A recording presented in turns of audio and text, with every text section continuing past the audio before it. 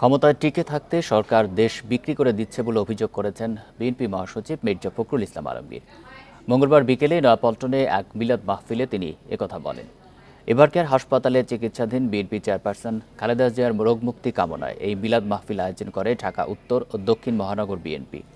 মির্জা ফখরুল অভিযোগ করেন, সরকার সব প্রতিষ্ঠানকে ধ্বংস করে দিয়েছে। তার দাবি, ক্ষমতা টিকিয়ে রাখতে দেশের স্বার্থবিরোধী চুক্তি করছে সরকার। এসব চুক্তির ফলে দেশের সার্বভৌমত্ব হুমকির মুখে পড়বে বলেও মন্তব্য বিএনপি মহাসচিবের।